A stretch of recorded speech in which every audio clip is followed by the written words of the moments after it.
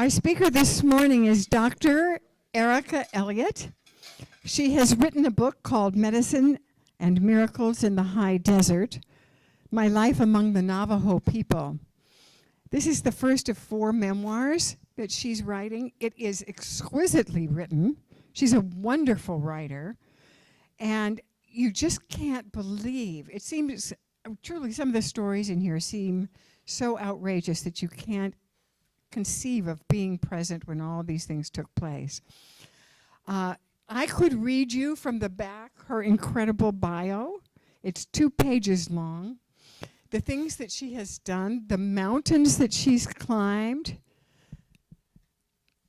and the feats. I don't even know where she got the idea to do all of these things. So she's an astonishing human being. So please welcome, give a warm inside edge welcome to Dr. Erica Elliot.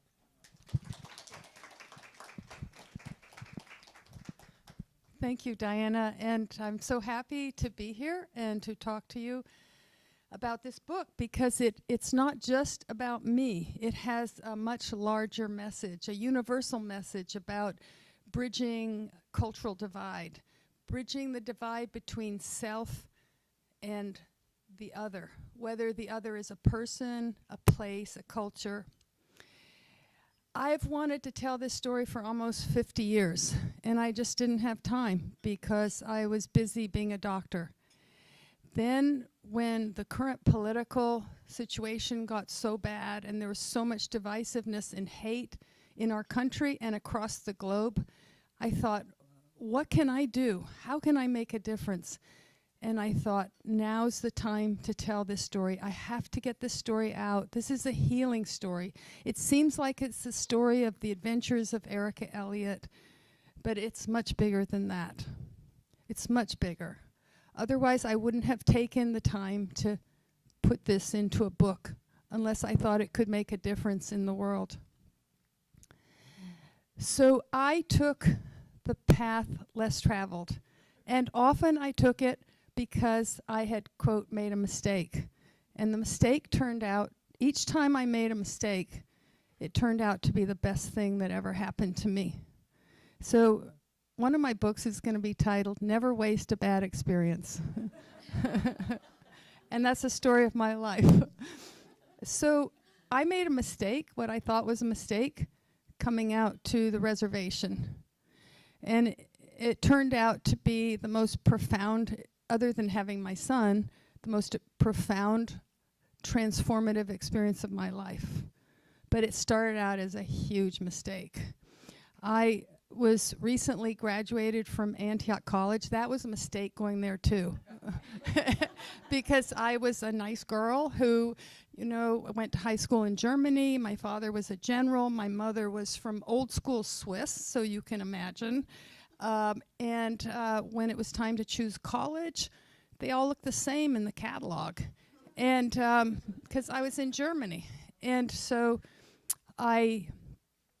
when I was hitchhiking around, staying at youth hostels when I lived in Germany, I would come across occasionally these really unusual people who dressed kind of like they were gypsies or something, and they'd play musical instruments, and they were so sophisticated politically and socially. I would listen to them for hours talk about things I didn't know anything about. And I thought, wow, these are interesting people. And they said they went to a place called Antioch College. And they also said they got credit for traveling around. So I thought, oh, I think this is the place for me. So when I told my college counselor, my American college counselor, that I already knew where I was going to go to school, and told her I was going to go to Antioch, she gasped and said, that's no place for a nice girl like you. I said, why not? And she said, they smoke marijuana. I had no idea what that was, but it sounded interesting.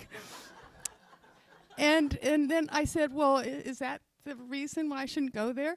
And she said, well, no, it gets worse. The boys and girls sleep in the same dorms. And I said, what's wrong with that? It's like, you know, your brother is in the room next door. He said, well, that's not right. You should go to a school like Vassar or Radcliffe. This is not a school for you. Then I was really interested. And so I went there, and when I got there, it turned my world upside down. I couldn't even speak the kind of English they were speaking. And they say, have you ever dropped acid? And I thought, well, maybe in chemistry class I might have. So I couldn't speak their English. I looked funny. I was in a mini skirt and a purse and heels, and I felt like a freak compared to all these people. And I thought, wow, I made a really big mistake, and I'm going to make sure my parents never come here. And so anyway, it was so progressive in the flagrant 60s. And so they were trying out different systems. And here I was, with a very rigid education, rigid upbringing. And you can imagine my world just completely turned upside down. And I tried to make sense of what I was seeing, and it just didn't fit anything I had known before. And I didn't know what was happening in the U.S. in the 60s because I was in Europe. So I was in total shock for the first year and thought I'd landed on Mars. And so they were trying out this system where you took a test, and if you got a high enough score, you got to test out of your requirements. So I tested out of all my requirements because I had a really good education in Germany. And so I was free to do whatever I wanted. I didn't know what freedom was. I didn't know how to handle freedom. And so I just took all art courses and piano lessons and advanced French literature and sculpture and Zen and the art of motorcycle maintenance. And so when I was ready to graduate, I thought, oh my God, how am I going to make a living? And so last minute, I switched to education, and I got my teaching certificate. And so then I looked through the trade journals, and I saw this opening for a fourth grade teacher in a very remote area near Canyon de Chelly, Arizona, in a town called Chinle, near nothing. It was in the middle of nowhere. And for some reason, I thought, I'm going to go there. See, Antioch had sort of done something to my head. And so it wasn't all bad. It had some really good effects because I was so fallen apart that I could rebuild myself in a way that was more in alignment with me and not in alignment with my parents and the culture I was raised in. That's the benefit of falling apart. You get a chance to rebuild. And so now I was free to be whoever I wanted. I could do whatever I wanted. I had no chains, cultural chains binding me, I wasn't indoctrinated anymore. And so I thought, this is what I want to do. And people say, why? That doesn't make any sense. I said, I don't know. I just have a feeling that's where I should go. So I applied, and I didn't hear anything back from the Bureau of Indian Affairs. They had a boarding school there. And they said, boarding schools have a really bad reputation for how they treat Indians. You shouldn't go there. And the more they said I shouldn't go there, the more interested I was. That's how I am. I am contrary. And so I decided, since I hadn't heard from them, I would take this opportunity to travel around the country with my dog. And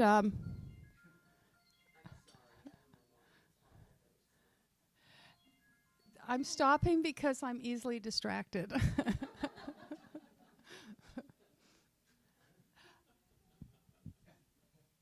No, I'm not trying to embarrass you. My brain is easily distracted. So I think it's funny, actually. Don't worry. Okay, very good. So let's see, where was I? So I was with my. You didn't hear from them, so Yeah, I didn't hear. So I was traveling with my dog and across the country, and I felt like I was really getting to know America, because Antioch is sort of not real a place, it's sort of its own reality. So I was getting to know America. And so I traveled all over. I went to Europe to visit my Swiss relatives too. And when I finally, a year later, landed in Santa Monica to visit my sister, there was a letter from the Bureau of Indian Affairs. It was an acceptance letter a year later. And so my sister said, oh, I'm sure they have somebody by then. I said, well, I'm going to call them anyway. So I called them, and this was after the year had begun. This was a position for a fourth grade teacher. The principal said, we want you now. Come right. I said, don't you want to interview me? Just come now. And I said, okay. And my sister said, are you kidding? They didn't get any response in a year? That's a bad sign. And so I said, I don't care. I'm going. But why would you do something like that? It doesn't make any sense. I said, I don't know. And that was the story of my life. I don't know. I just have a strong feeling. And then again, it was what I thought was another mistake. And when I got there, because it was, in my mind, coming from New England, it looked awful. It was just all just a desert, and there wasn't much green, and the people they looked like they were from another era, from the 1950s. They looked like cowboys. They wore cowboy boots and cowboy hats and drove pickup trucks, and out of their windows was, she's a good-hearted woman in love with her good-timing man. She loves him in spite of his wicked ways, which she don't understand. Oh, my God. Oh, my God. I can't relate to any of this stuff. And then then in the classroom, my first day in the classroom was a total disaster. None of the kids looked at me. There were 36 kids in the room, and they're all looking down, and the girls, all the black hair was falling on their desk like this, and they didn't talk to me. And I thought, what's going on here? And so I thought, maybe they're deaf. So good morning, class. My name is Miss Elliot. Nothing happened. Oh, my God. And so then I looked at my seating chart, and I said, oh, you're Billy Begay. And it was as though I'd shot him. He was like this. I thought, oh, my God, things went from bad to worse. And you'll read about it here, so I'm not going to tell you all the incredibly weird things that happened. No, and the white teachers, they were all old. That was like in their 50s. That was old to me. I was like, a young girl, and just out of college. And so these teachers looked like they hated being there. They looked bored, and the kids in their class didn't speak English. And so it was, I thought, oh boy, I really made a big mistake. And this went on for a week. I called my father up. I said, Pa, I really made a big mistake. I'm coming home. And he said, you've only been there a week. And I said, it's the wrong place. It's not for me. It's desolate. The kids don't talk to me. Nobody in town talks to me. They don't smile. And they all sound like they're mad at each other. And that's because the language sounds like that. They weren't really mad at each other, but I didn't know that. And because it's all and like they're and so he said, you shouldn't come home. You can't judge a place or people in 1 week. Why don't you stay there 3 months, and then if you're miserable, you're still miserable, you come home and look for a job somewhere around in this area. I said, okay. And so I thought, oh, I'm definitely going to be coming home after 3 months. This is just, I don't even know how I'm going to get through these 3 months. Well, so then something extraordinary happened.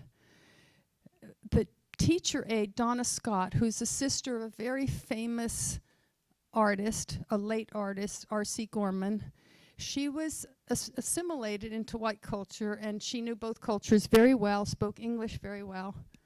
She saw how frustrated I was, and she said to me, "Would you like to know about my people?"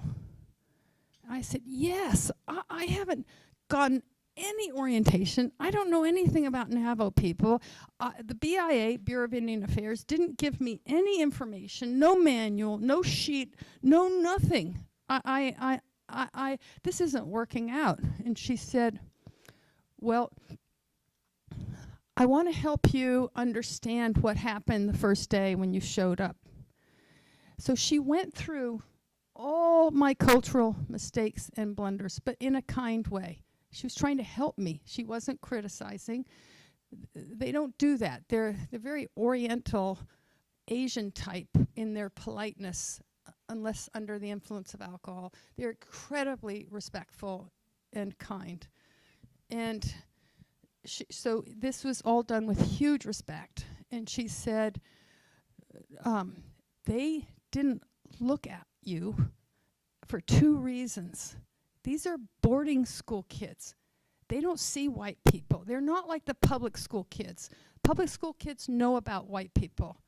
These people live in remote areas in the canyon, and so they're very shy. They're incredibly shy. And not only that, that is the traditional, these are traditional kids. They come from traditional families. They have not been assimilated into white culture. They don't know about white ways, and they're showing you respect by not looking at you, by looking down. Well, whoa, I felt so ashamed of myself for all the judgments in my mind about these strange kids. I just thought, oh my God, I've got to learn more.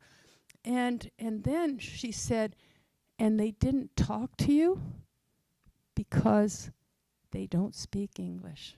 I thought, oh my God, they're in the 4th grade and they don't speak English?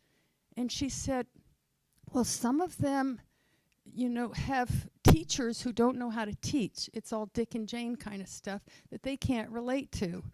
And many times they have to go home because the mother had a baby and they need help herding sheep and stuff. So the kids in the classroom age from 9 to 15, depending on how much they were needed at home. And then she said, if you really want to make a difference and not be like the other teachers who have no relationship with the children, she was very honest.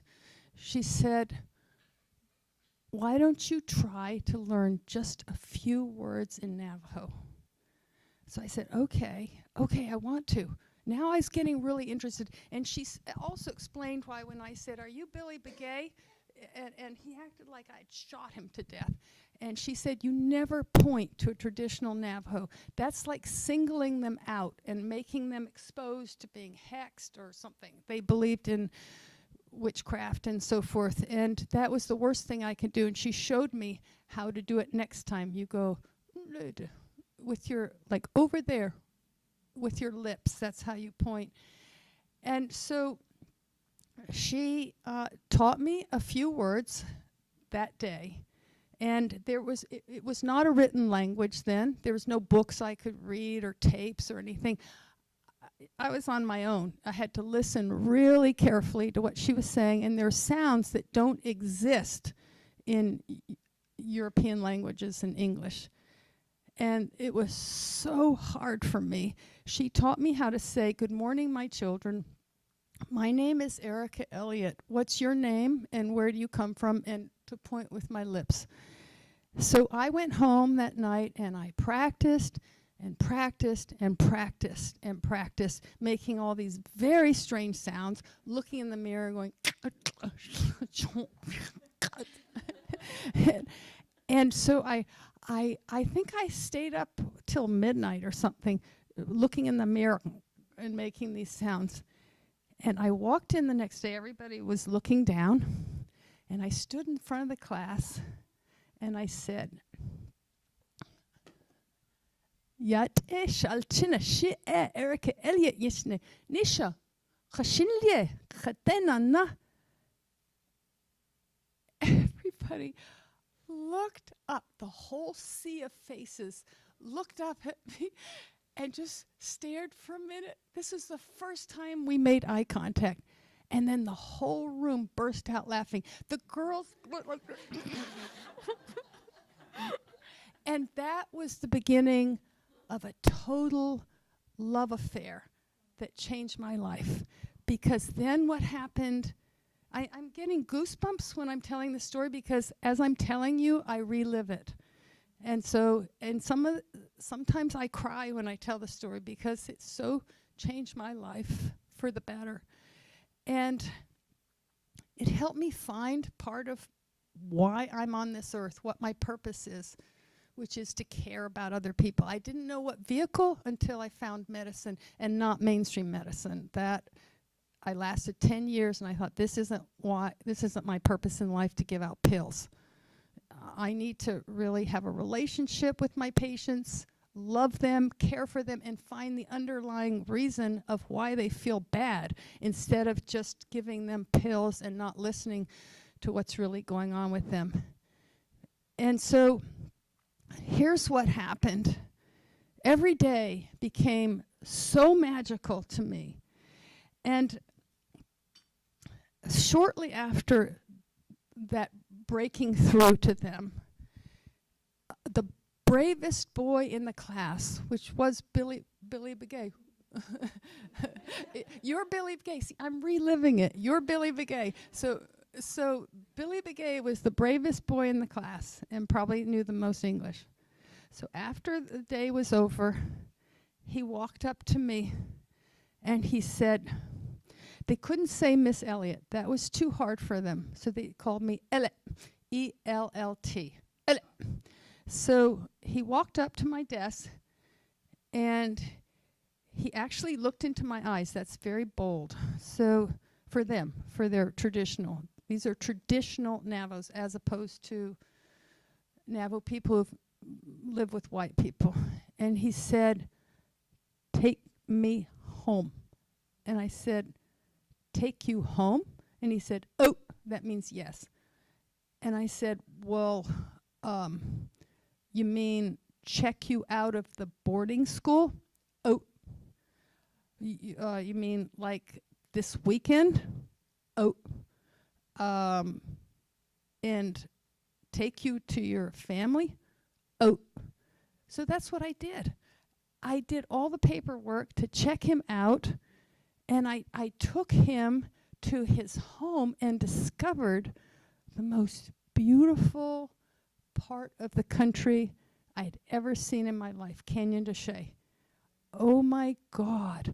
And I just thought, wow, I was so ignorant when I got there. I didn't see all this beauty. It's everywhere. It's the most gorgeous rock formations. It's like timeless, out of time.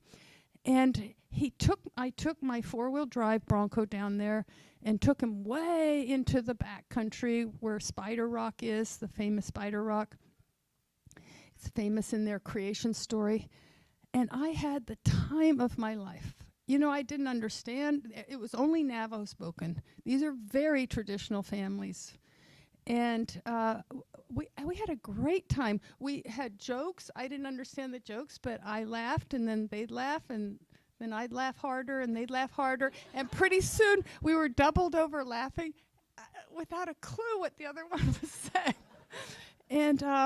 And we went horseback riding, bareback, and we raced through the canyon with Billy Begay and his brothers. It was an incredible experience.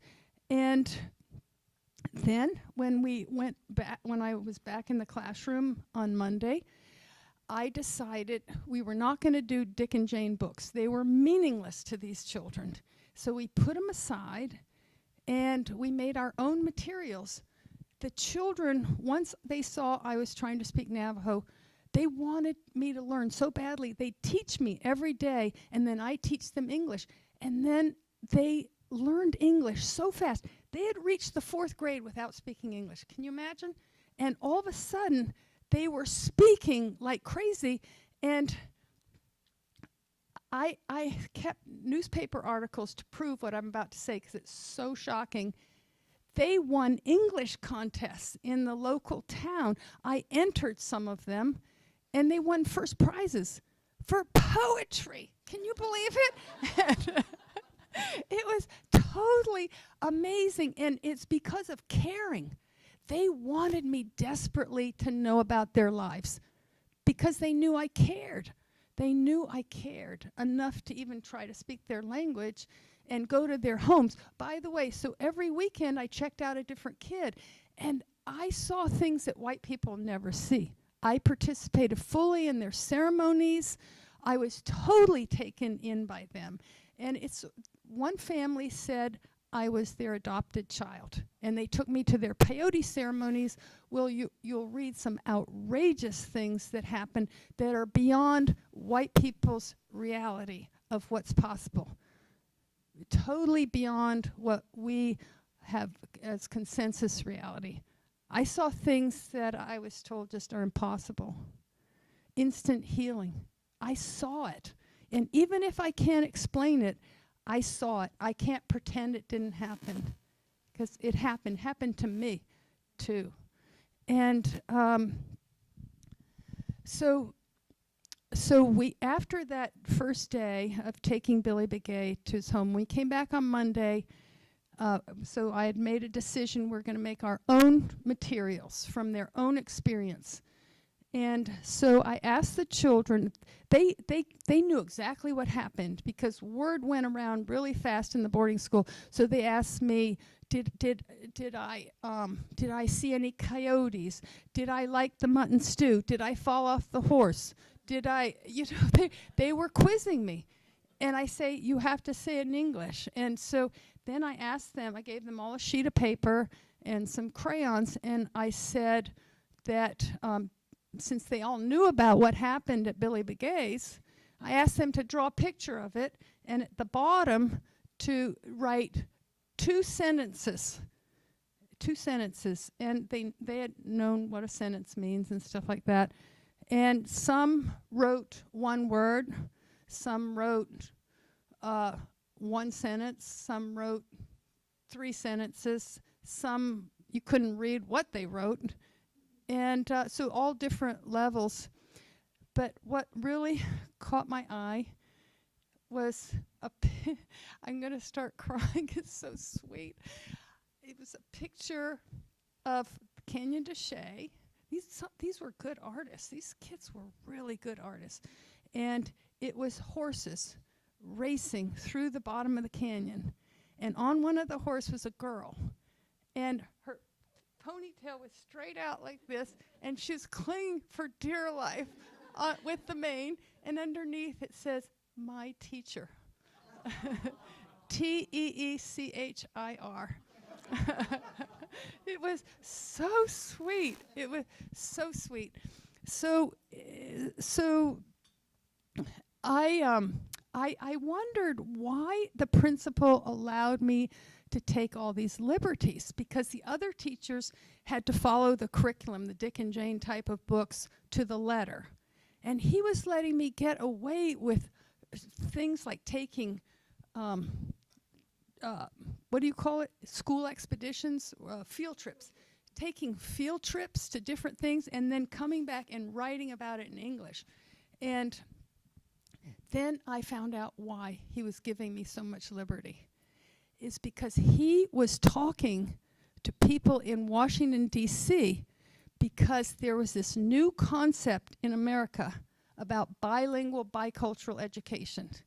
And he told about this teacher, this young woman teacher who was learning Navajo and doing really unusual things in the classroom. And Washington said, we'll pay for her to get bilingual, bicultural education at Northern Arizona University, and then her classroom will be a pilot program. And so that's what happened. But the classes at Northern Arizona University, I was already doing all those things. And so I didn't really learn anything. So anyway, I could go on and on because this was so deeply impactful in my life and affected the rest of my life. I'll just fast forward a little bit. After 2 years, I did not want to finish my master's at NAU and go sit in a classroom in the hot summer and learn stuff I already knew. So, even though they paid for it. So the white teachers there thought I was absolutely out of my mind. They didn't understand why I was in love with the reservation, why I was in love with these kids. They were stuck where I was the first week. That's how they were waiting to retire so they could get their nice pension from the government. They were GS something, you go up, and I don't remember that because I didn't care. And then when I told them I was going to retire to be a sheep herder, they thought she's really crazy. And so that's what I did. I lived with a family that spoke no English, except they knew how to say water, and because water was so important. And I had 594 sheep and goats, and my horse Jimmy, that's on the cover of the book. This is Jimmy and me, my horse, and he was my therapist. So Diana asked wasn't it boring out there and so hot and all those insects and stuff? It was, but I was doing, at the same time I was perfecting my Navajo. That's why I really did it, because I wanted to speak totally fluent Navajo and live like really traditional Navajos live. But also, it looked like it would be kind of boring, but I had a rich inner life going on, trying to discover what my purpose in life was, where I go from here. And I knew I was getting part way there to finding my purpose, was service to others and caring about others, but in what vehicle? So my whole trajectory was finding my true purpose, which I'm living my purpose now, which is incredibly meaningful. That's why I have no reason to retire. You don't ask an artist, when are you going to retire? Because they love what they do. I love my patients. I love what I do. It's terribly meaningful to me. And so what I was doing, herding sheep, is I was talking to Jimmy. He was my therapist. And he was very respectful. He didn't talk back or give me advice. He let me figure out my own problems. And he'd just snort once in a while. I didn't know whether that was approval or disapproval. And Jimmy and I had a very close relationship. When I first got there, he did not like me. He sensed I was white. and he bit me. And then we became very close friends. And he had a great sense of humor. He liked to play tricks on me. And I think he thought it was very funny. Like, for example, when I'd go in the morning to saddle him up, it took me a while to realize what he was doing. And he'd inflate his belly really big. And then I put on the saddle, girth it up, and then I'd get on to go, and he'd let all the air out. And I'd fall backwards, and the saddle would fall on me. And I could tell it was his way of laughing. He thought it was so funny. And then he did other tricks on me, too. This is until we became very close friends. And so he wanted to eat all the time while we're walking, herding sheep. And so he'd stop and eat. And I'd say, Jimmy, you can't eat when we're doba eat, oh ya shonda, hey ya, think on. And so he plod along. He was really bored herding sheep, and so he just wanted to eat. So he played this trick, like he had to pee. So he'd go like this. You know how horses do? They spread way out like this before they pee. So he'd go like that, and of course I'm going to stop to let him pee. And then he'd go eat.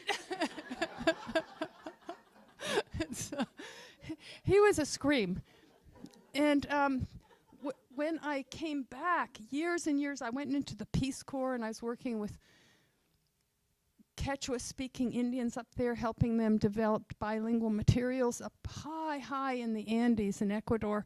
And when I came back and realized my path was in medicine, I was looking for a place after I finished my studies to pay back my National Health Service Corps education. They paid for me because I had no money when I came back from the Peace Corps.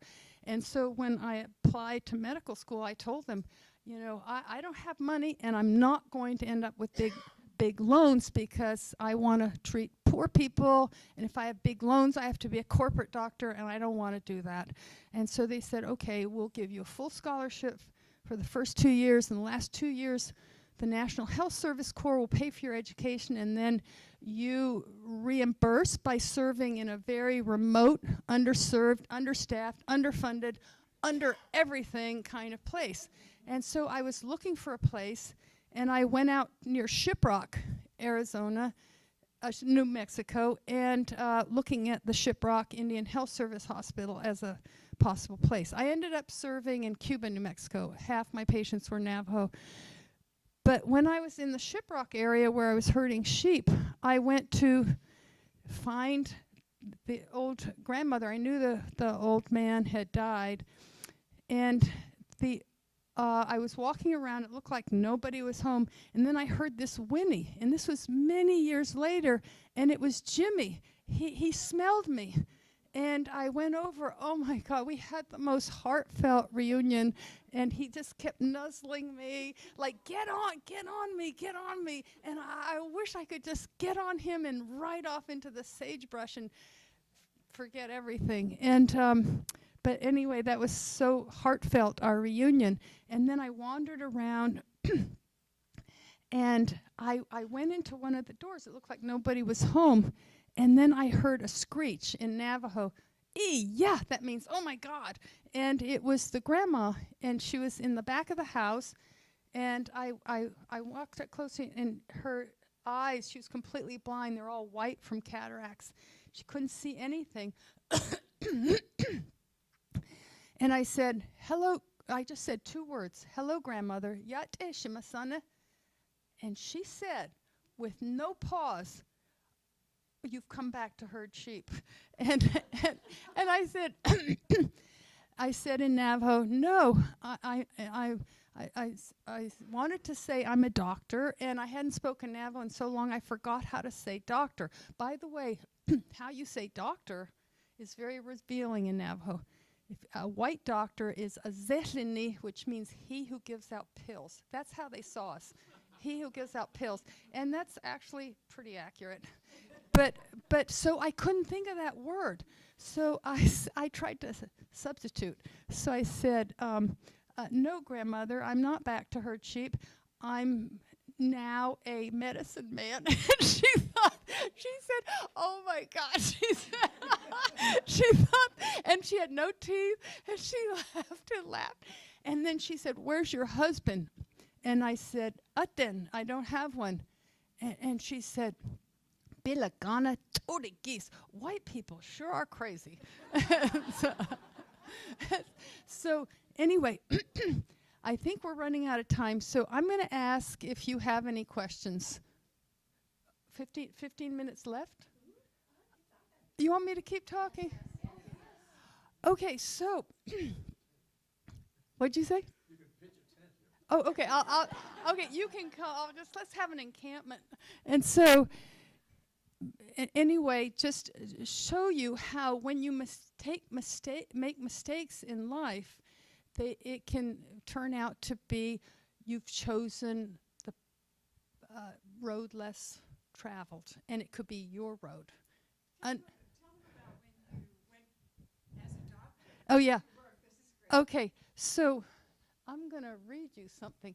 Now, I had an accident, and my eyes don't work very well, and so I had a snowboarding accident when I was 58. And so I'll just try to do my best to read this. It's the first chapter.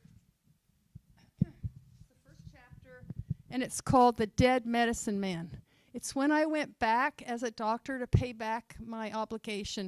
And it was in Cuba, New Mexico. And in those days, it was in the middle of nowhere. But I chose it because my patients would be Navajo. Okay. The Dead Medicine Man, Cuba, New Mexico, 1986. It was early summer, monsoon season, when I began my first job as a medical doctor, fresh out of training in family practice. An overcast sky greeted me on the day of my arrival, along with thunder and lightning. Overhead, a dark cloud released a curtain of rain that poured down hard against my car, driven by gusts of wind. Within minutes, the red clay road turned into slick mud.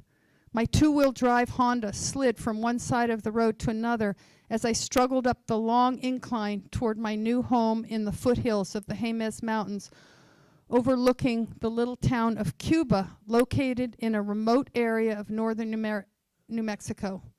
A four-wheel drive pickup truck sailed past me. The driver peered through the side window at me, no doubt wondering about the newcomer snaking around in the mud.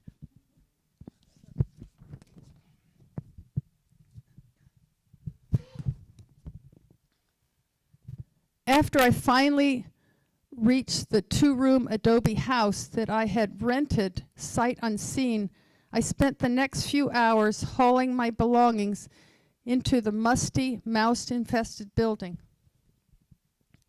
By the late afternoon, as the sun was low on the horizon, I decided to take a break and drive back down the road to town. I wanted to introduce myself to the doctor on duty and other staff members at the clinic. I hopped back into my muddy car. The steep, slippery road meandered through spectacular scenery with otherworldly rock formations and towering ponderosa pine trees. The invigorating, crisp mountain air smelled delicious, even in the rain. As the road rapidly descended, the landscape became more typical of the high desert, dotted with sagebrush and interspersed with pinon and juniper trees.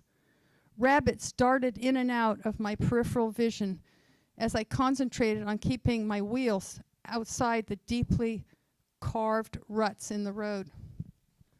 Once I finally turned off the bumpy dirt road and reached the pavement, I spotted a series of long, low, ramshackle buildings made of partially rotted wood with tin roofs. The sign in front read, "The Cuba Health Center." The building housed a 9-bed hospital along with a busy emergency room and outpatient clinic. I tried to enter what looked like the front door, but found it locked. I knocked on the door, no answer. I knocked louder and waited while the rain beat down on me. A Hispanic emergency medical technician in blue scrubs opened the door a crack, stuck his head out, and said, "What do you want?" Taken aback, I responded warily, "I'm the new doctor." He looked me over briefly, then opened the door wide to let me in. He said, "We've been waiting for you." He had a mischievous smile on his face that I did not know how to interpret. The EMT led me to a small room where the medical practitioners wrote in their charts at the end of the day. Inside the room, the doctor on duty sat leaning back in the chair with his feet on the desk. His piercing green eyes looked me over from head to toe in a friendly and flirtatious way. Then he took his feet off the desk, sat up in his chair, and said, "Hi, Erica. My name is Bill. You have no idea how glad we are to see you. I'm ready for a break from this place." Bill had been trained in emergency medicine. The administration in Santa Fe hired him on a temporary basis to work at the clinic until a permanent doctor could be found, someone willing to serve time in this isolated stretch of the Southwest. It was a few minutes past 5 o'clock. I asked Bill, "When do you get to go home and get some rest?" His answer took me by surprise. "I'm going home right now. You're on call tonight." "We'll be alternating night on duty." "It's just you and me, Doc. Tommy here will show you around," he said, gesturing to the EMT who had let me in. "He's one of our best EMTs. Good luck." I could never have imagined what was waiting for me that night. Before Tommy went off duty for the evening, he gave me a tour of the facility. We walked down the dark, poorly ventilated hallways, stopping intermittently for cursory introductions to the various staff members as they were leaving for the day. After the brief tour, Tommy turned to me and said matter-of-factly, "You'll be on night duty, starting now until tomorrow morning. Then you'll be seeing patients in the clinic all day. Good luck." I noted that both Tommy and Bill had commonly ended their sentences with "good luck." Tommy's casually dispensed news that my tour of duty was about to begin at that very moment made my mouth go dry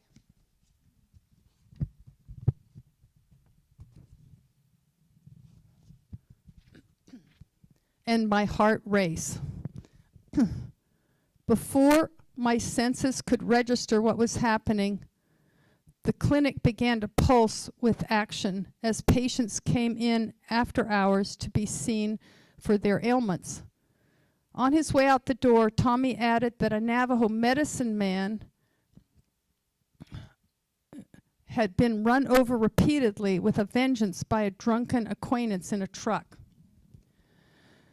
The crime happened in front of a bar about 30 miles away. The driver had been charged with attempted murder. Oh, I forgot to mention that the 2 EMTs we sent out to get the medicine man are stuck in the mud. One of them just radioed and wants to know what he should do. Not having a clue what the stuck EMT should do, I asked Tommy how they would normally handle this situation. "Well, we would send out our other ambulance, but the battery's dead." Oh, a third EMT managed to recharge the dead battery, then sped off into the last light of the sun. I bolted into the trauma room to make a quick study of where everything was located while I waited anxiously for their return. A kind nurse practitioner, fairly new to Cuba, stayed and helped me get set up. As we were running back and forth from the supply room to the trauma room, I noticed something odd at the end of the long, unlit hall. Water was trickling in under the clinic's main entrance door. The stream of advancing water looked like a snake slithering sideways towards me, ever expanding in its width. The nurse practitioner looked at my bewildered face. The maintenance man was supposed to... Okay, just tell the story. The maintenance man was supposed to take care of that problem of the water seeping in. And so pretty soon it reached my feet. And at the same time, they brought the medicine man in on a gurney, and he was DOA, dead on arrival. Now, if I was an experienced emergency room doctor, which I was not, I was trained in family practice, delivering babies, treating sore throats and earaches.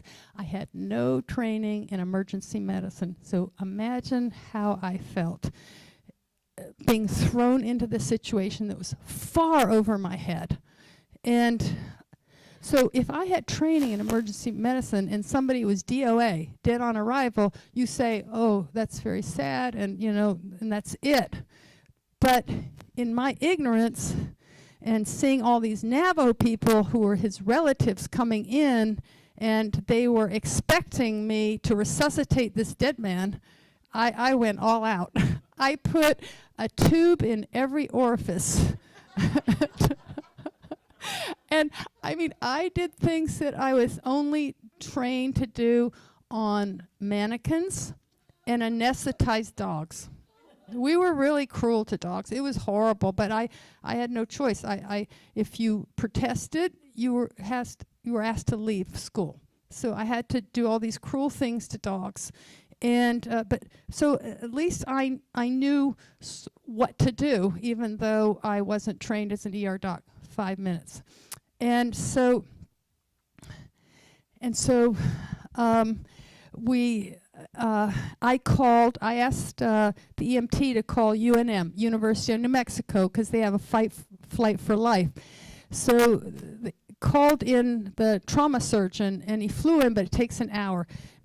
In the meantime, I was dealing with this very primitive situation. When I was trying to intubate him, put a tube down so we could breathe for him, they had no tube. And so I knew stories from Vietnam about the medics and all those heroic things they did.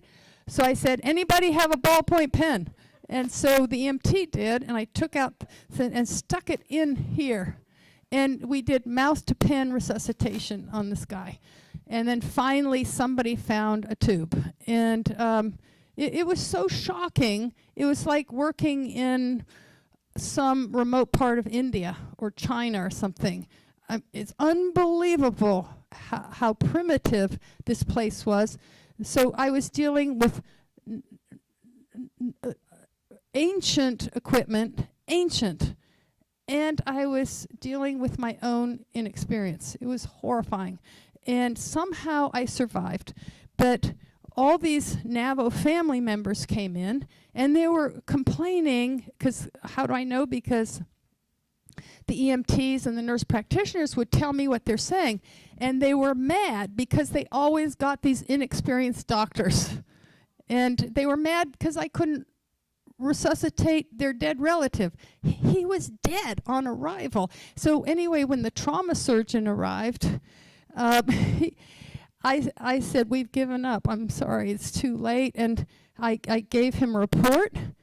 And he was highly caffeinated, ready to jump into action. I said, here's the guy, tube in every orifice. And I said, we've just given up. And he said, you did a really good job. Only 1% of people found in the field without a pulse are ever resuscitated. Good job. And then he left and flew back.